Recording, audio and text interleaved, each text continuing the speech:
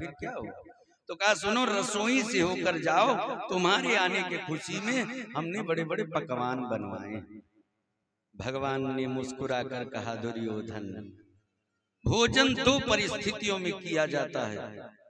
पहली परिस्थिति कि उस व्यक्ति के उदर में अपार क्षुधा हो, भूख लगी हो, तो व्यक्ति ये नहीं देखता कि मुझे भोजन कहाँ मिल रहा है, वो भोजन ग्रहण कर लेता है। और दूसरी परिस्थिति, भोजन कराने वाले के हृदय में अपार श्रद्धा हो, बार बार प्रार्थना करता हो, तो तृप्त व्यक्ति भी कहेगा अच्छा चलो आपकी बात रखने के लिए एक ग्रास ग्रहण कर लेता हूं। लेकिन हे दुर्योधन, यहाँ दोनों परिस्थितियां नहीं हैं, यहाँ दोनों परिस्थितियां नहीं हैं। भोजन का परित्याग किया भगवान ने। अपने रथ पर सवार होकर जिस समय हस्तिनापुर की गलियों को पार कर भगवान श्री जमुना जी के किनारे पहुंचे, एक जमुना के किनारे से चल जा रही पगडंडी को जिस समय भगवान ने देखा, वही रथ को रोक दिया और उस पगडंडी पर पैदल पैदल चलने लगे। उस पगडंडी को पकड़कर श्री भगवान पहुंचे जाकर द्वारिकाधीश एक कुटिया के पास, एक घास फूस की बनी हुई झोपड़ी, तमाम फूलों के वृक्ष लगे हुए। भगवान जिस समय जाकर उस कुटिया के पास पहुंचे, कुटिया अंदर से बंद थी।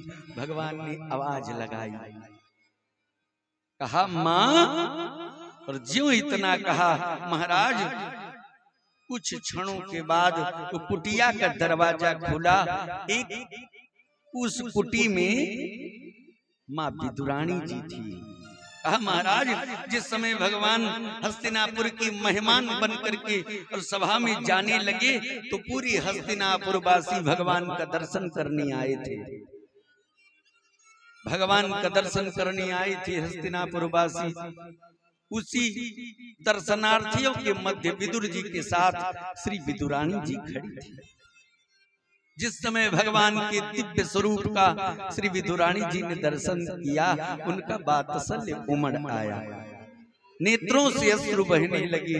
विदुर जी की भुजा को पकड़कर धीरे से दबाकर कहा, सुनो जी। विदुर जी ने कहा, क्या हुआ देवी? कहा सुनो, क्या ये कभी हमारी कुटिया में नहीं आ सकते?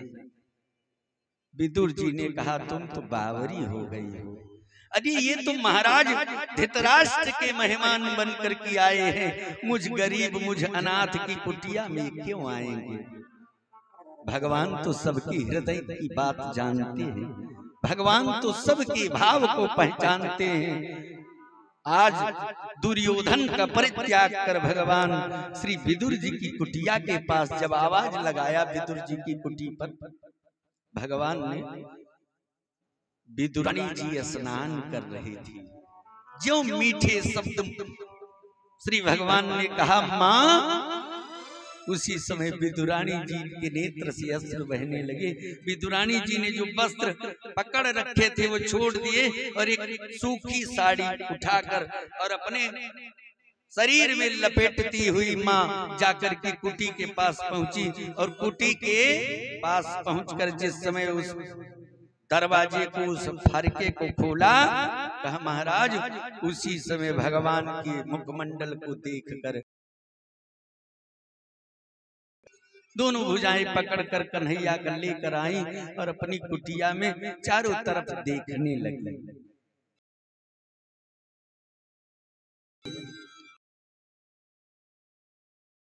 जी ने देखा, विदुरानी जी ने पलथी जमा दिया। तुरंत जो भगवान कुटी में खड़े हुए, विदुरानी जी बैठ गई पलथी जमा कर। भगवान से हाथ जोड़कर बोली, बैठो माधव। धन्य है भगवान जो द्वारिका के सिंहासन पर मणियों से जड़ित सुंदर से कालीन पर विराजमान रहते हैं, सिंहासन में बैठे रहते हैं। वे परमात्मा आज विदुरानी जी के सामने पलथी जमाकर पृथ्वी पर बैठ गए। विदुरानी जी ने जिस समय देखा कि बैठ गए, दौड़ करके गई, चारों तरफ जाकर छोटे छोटे मिट्टी के पात्र रखे हुए हैं, हाथ डाल डाल करके देखा, आग खिलाने के लिए कुछ भी नहीं है। जिस समय विदुरानी जी ने देखा कुछ नहीं है, देखा तब तक नजर पड़ी ठाकुर जी को भोग लगाने के लिए श्री विदुर जी कुछ कदली फल लाए थे, कुछ केला लेकर आए थे। वो नजर आ गए, अधपके हैं। दौड़ करके विदुरानी जी पहुंची और वो केला का घौर लेकर भगवान के पास चली आई। पलथी जमा कर बैठ गई और छील छील करके खिलाने लगी। भगवान खाने लगे बड़े प्रेम से। भगवान बाल कृष्ण ने नेत्रों को बंद किया है और खा रहे। तब तक विदुर जी आ गए। विदुर जी ने देखा और विदुरानी जी को वो छिलका खिला रही थी। जिस समय देखा तो विदुर जी ने कहा, अरे बाबरी, कम से कम देख तो लेती कि मैं क्या खिला रही हूँ।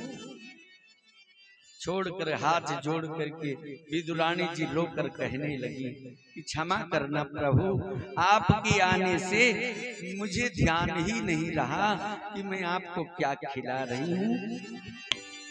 न जाने कौन से गुण पर